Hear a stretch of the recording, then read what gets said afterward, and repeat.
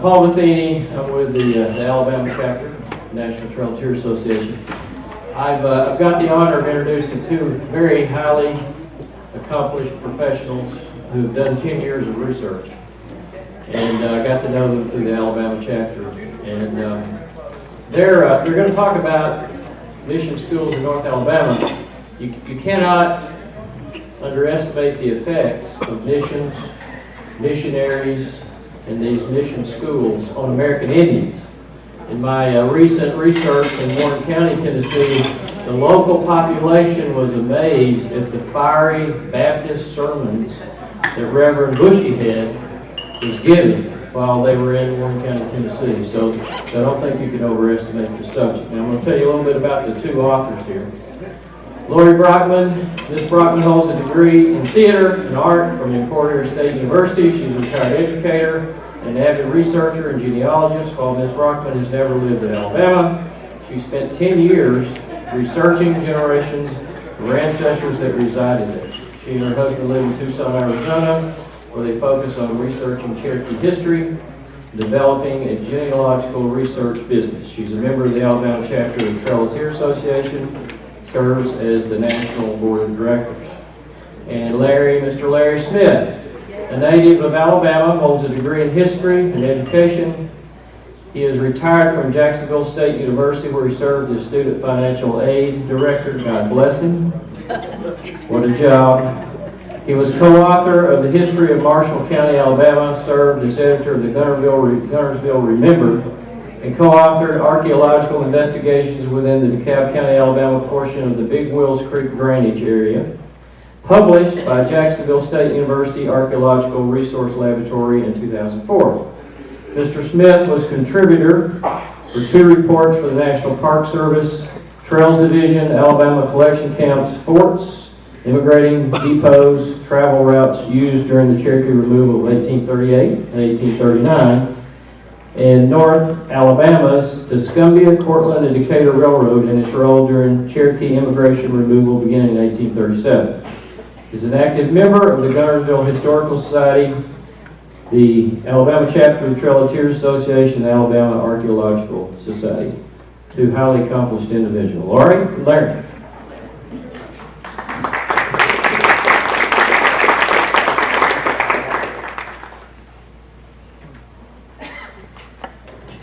Thank y'all for attending, and let me begin by saying that I don't have a drop of Cherokee blood in my veins, but my heart is 100% Cherokee. And I don't need documentation for that.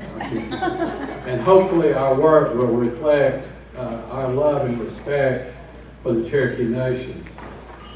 Also, we realize that this could be and is a controversial subject among some Native Americans.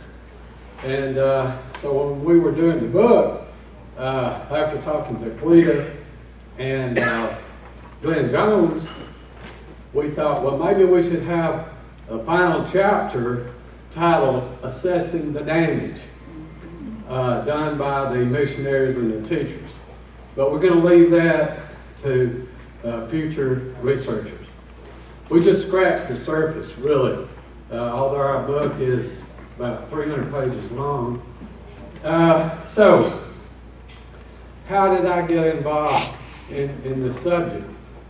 When I was working after high school at a newspaper in Albertville, I was assigned to go interview some people with the University of Alabama who were doing a summer excavation at the Asbury community near Albertville. They were excavating rock house shelters. So I went up, interviewed the folks, got hooked on archaeology. I got to meet and work with David Garnett, who is considered the father of archaeology in the state of Alabama. Among other things, we discovered paleo artifacts dating back over 10,000 years. So that sort of put our area in the spotlight, archaeology speaking. So after going to college and getting a degree in history, which, by the way, although I majored in history, I did not learn one thing about Cherokees nor the removal, which is sad. And hopefully, we can incorporate into the curriculum more information about Native American history. But anyway, so here I am after college. I was fortunate to stay on and work in student financial aid. When I retired, I had the opportunity of working in our archaeology resource lab, which was right down my line. I really enjoyed it. And so one of the speakers that we invited to campus was a young lady by the name of Gail King. And so she gave a program at our archaeology club on Black Dutch, which is a fascinating subject. I still remember her talk. And so the folks at JSU were so impressed with her that they hired her in the archaeology lab. And she did tremendous work doing grants and field work. So one day she came to me and said, Larry, you love history, you love Native American history. You need to join the Trail of Tears Association. And I said, well, I don't know, Gail, I don't have a motorbike. And she said, no, that is not our group. I said, oh, well, I thought it was. But so then I was fortunate to work with Gail and Marty in doing different research projects. While I was at the resource lab, we secured a grant through Stacy Hathorn. Raise your hand, Stacy. She is the state archaeologist for the Alabama Historical Commission. She secured a grant for us to do a study of Big Wills Valley, which is steeped in history. And so we got that published through Jacksonville State. And it really got my interest in that area. And so I began to study the various missions in that area, including Willstown and Chattooga. They were organizations funded by the American Board of Commissioners for Foreign Missions out of Boston, Massachusetts, which was another story in itself.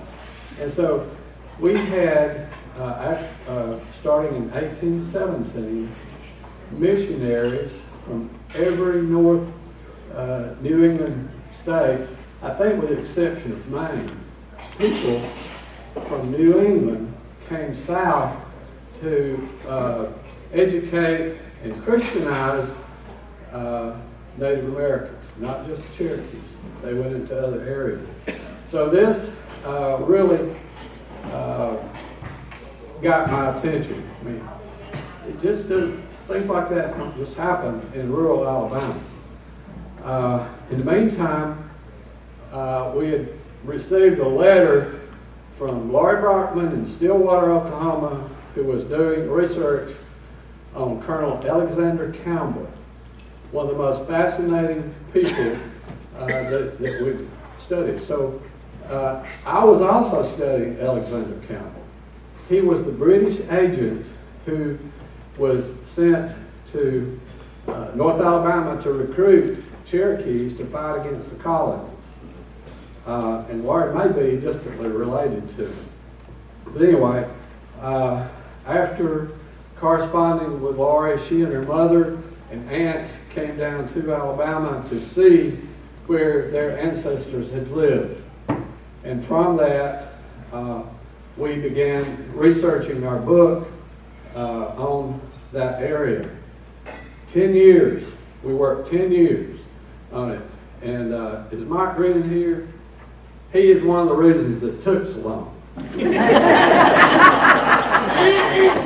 Because when we would come to a starting point, Mike would inundate us with information that we didn't have.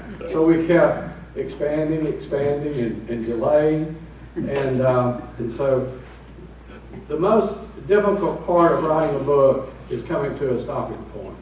We were helped by so many different people, but Mike deserves special credit, and you'll get to hear, if you go to his genealogy session, he and Anita's session tomorrow, you'll learn about genealogy. We would ask Mike, do you know anything about this certain Cherokee?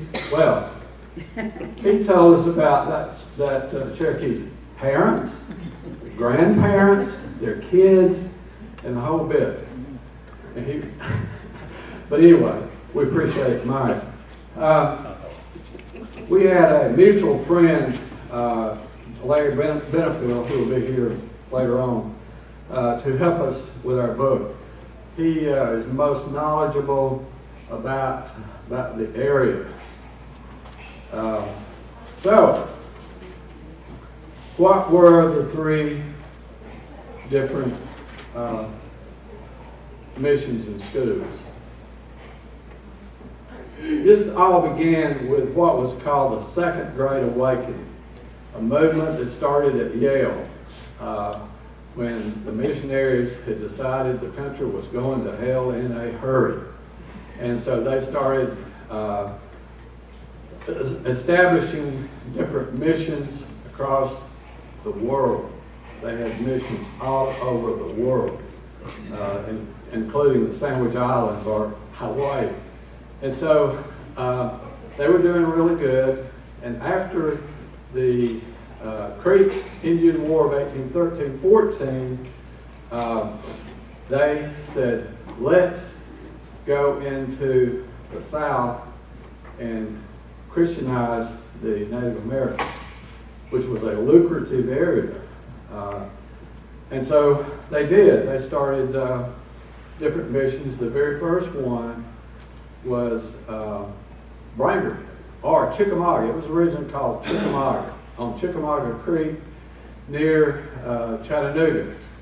So they called it Chickamauga for a while, then they said, we don't want to associate with the Chickamauga Cherokees because they were the warring factions.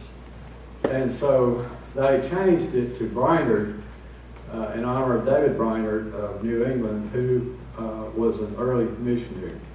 So Brainerd attracted students from all over the South, including North Carolina. John Arch was one of the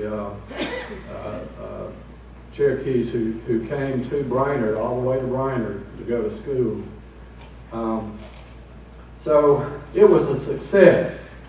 And so the American Board decided to expand into Tennessee, Georgia, and Alabama. So Alabama got three of these missions and schools. The Cherokees from the get-go wanted schools for their children. They didn't want churches. They were interested in education for their children. But in order to get schools, they agreed to also allow the missionaries to come in and establish missions. Just notice Larry Benefield is right. Raise your hand, Larry. He also was a co-author of our book. Okay, the first two missions were Chattooga and Creekpath, and they were established about the same time in 1820, early 1820. But we chose to spotlight Chattooga first, and it was established by a fellow by the name of Milo Hoyt, whose father, Ard Hoyt, was a missionary in Brainerd. So he and his new bride, Lydia Lowry, he just married Lydia Lowry, the daughter of the second principal chief, George Lowry. And so after they married, they went over to Chattooga, which is almost on the Georgia border in extreme northeast Alabama. So I go to Chattooga. The Cherokees had erected a 12 by 14 cabin for them, a log cabin, and they had brought with them John Bell, who was a farmer for the American border. So we got 3 people living in a 12 by 14 cabin, and John Bell said it really wasn't that big, and so that's where they spent their honeymoon, which must have been interesting. Although Milo Hoyt was, dedicated to his job, tried to make it go, the Cherokees never were satisfied with its location. So he had another school built that was more convenient to the Cherokees. For some reason, it never took hold. It could have been because it was in such a remote situation. It was hard to get supplies, and also Lydia was pregnant. And surely he thought about that and did not want her to be giving birth to a child in that remote location. So it only stayed in existence for a very few months. But the missionaries continued to hold services there. And Chattooga is a very interesting location of Cherokee activities.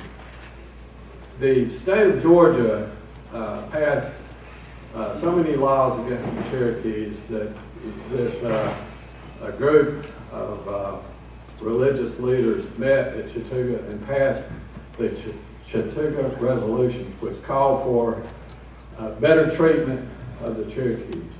That didn't go anywhere.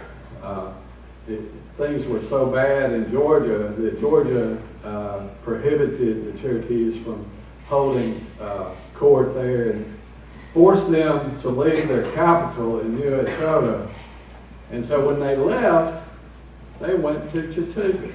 So briefly, for a few months, Chattooga, Alabama was the temporary capital of the Cherokee Nation.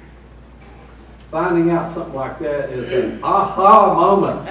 It's the kind of thing that will make your entire day. So when I discovered that, I did more research and found out that while the Cherokees were holding court there in the 1820s, this was before they moved the capital, they summoned a young Cherokee by the name of Sequoyah to appear in court in Chattooga. Now, we don't know why he was summoned, but we think it was because he was accused of being a witch with his new syllabary. So Sequoyah, living in Willstown, nearby, writes down what he's going to say, probably on birch bark. He gets up in court, he reads what he's going to say, and the Cherokees had never seen this before. They were astounded. And so we have secured funding to put a marker up as close to where we think the courthouse was. So this will take place next year.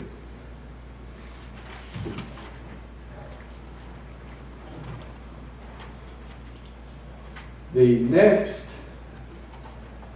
mission established about the same time was a place called Creek Path. It was called Creek Path because it was located on the route of the Great Creek Path from South Alabama up into Kentucky. The mission and school was established in 1820 with missionary Daniel Sabin Buttrick and Cherokee John Arch founding the school and mission. It went over well. It was a school originally for boys only, and So there were so many requests for a school for the young ladies that the missionaries at Brainerd authorized one of their students, Catherine Brown, to go and instruct the girls, which she did. Two families stand out in our research: the Browns of Creek Path and the Chamberlains. And Laurie is going to talk about the Chamberlains later. But Catherine Brown was, in my opinion, a saint. She she is the most remarkable Cherokee woman I have ever researched. And the entire Brown family, her father was Captain John Brown, and he is, we're still researching him. We think he was a traitor. He had, one of his wives had been married to Will Weber, the Chickamauga Cherokee of Willstown, and later wife was Holly Brown, who was married to a white who was so large he weighed over 600 pounds that he couldn't go on removal, which is another interesting story. David Brown was the brother of Catherine. David was, at the time, the most intelligent Cherokee in the Cherokee Nation. He was attending Brainerd, and he was so far advanced that they sent him on to Cornwall to their graduate school, is what it amounted to. While he was living in near Willstown, he and missionary David Buttrick wrote a dictionary for Cherokees prior to Sequoia's syllabary. Thanks to Vicki Rosema. Vicki, raise your hand. Vicki Rosema has studied this document. In fact, she made some photographs, which are in our book, of that spelling book. It was complicated, and it never caught on. And when Sequoia came out with his syllabary, to David Brown's credit, he notified officials in Washington, D.C. about Sequoia's work.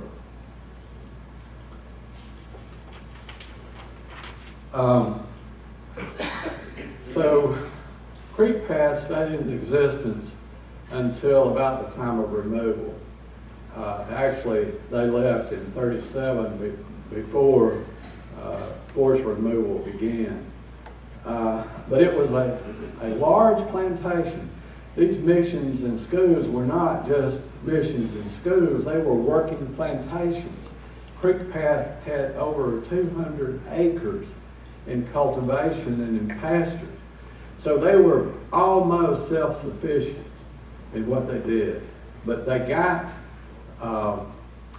some help through the Native American Education Act. They would get a few dollars each year for that. The American Board would give them money, and people would contribute clothes and other items. So that's all the missionaries got. So can you imagine you're living in an old established New England town, and you come in one day and said, "Dear, we are moving to Creek Path, Alabama." And she said, "What?" And so then he explains, "I'm going to be a missionary and a teacher, and so we're going to move our family down to the wilds of Alabama." And she said, "Well, how much does this pay?" He said, "Oh, I won't receive any pay, you know." And then he finally convinces her, you know, to move to Alabama. And for the most part, the folks who moved here worked out really well. They became very close to their students, who they called scholars, which I thought was interesting. That's all the time I got, right, Laurie? Okay. I'll tell you one last thing. Although the missionaries from New England were very interesting and did a lot of good, I also got interested in the Moravians.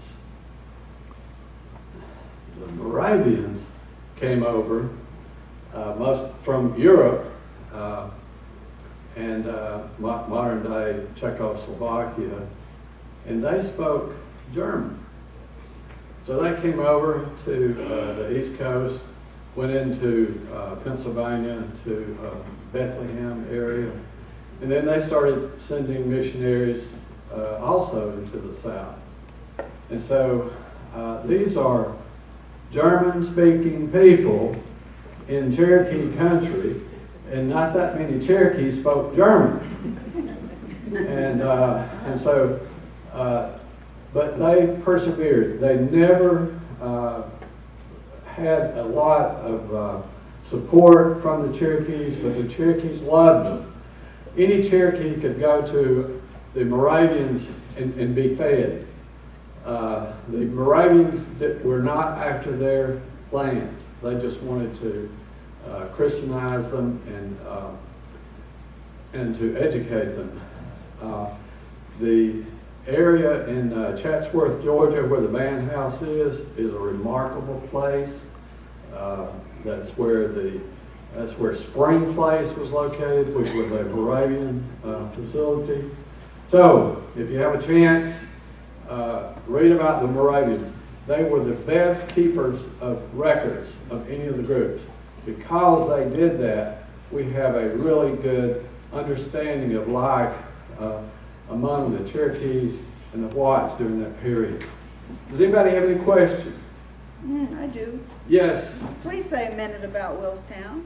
Pardon? Please say something about Willstown. Okay. Because that's why I want to hear. All right. That's why I'm here. Well, Laurie's going to cover Willstown, but we have a question from Annette Reynolds, who has purchased Manitou Cave in Fort Payne, Alabama, which was a sacred spot for the Cherokees. It contains a lot of Sequoia syllabary, including, we think, his own signature. So we're glad to welcome Annette into our group. So anybody else have a question? Yes? I do have a question. You may have mentioned it, and I apologize if I didn't hear it. But the records, I'm a Baptist. The American Board of Missions, was that a Baptist organization? No, it wasn't. at It's the a very time? good question. Because The- you mentioned Baptists. Yeah, the American Board of Commissioners for Foreign Missions was a Congregationalist Presbyterian Dutch Reformed group. That's what I thought. But a lot of people think it was Presbyterian. The Baptists were active through Evan Jones of North Carolina. Right. And there is a really good book on him by William McLaughlin.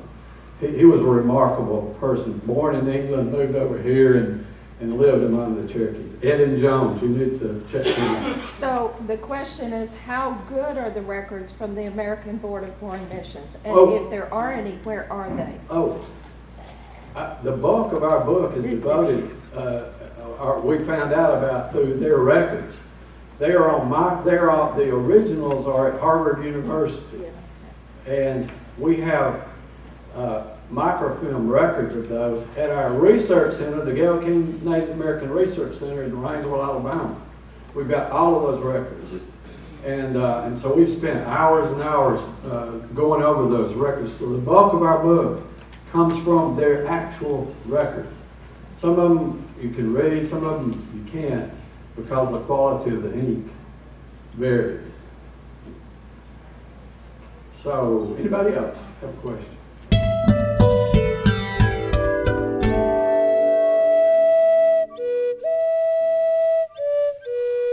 Video production made possible by the National Trail of Tears Association.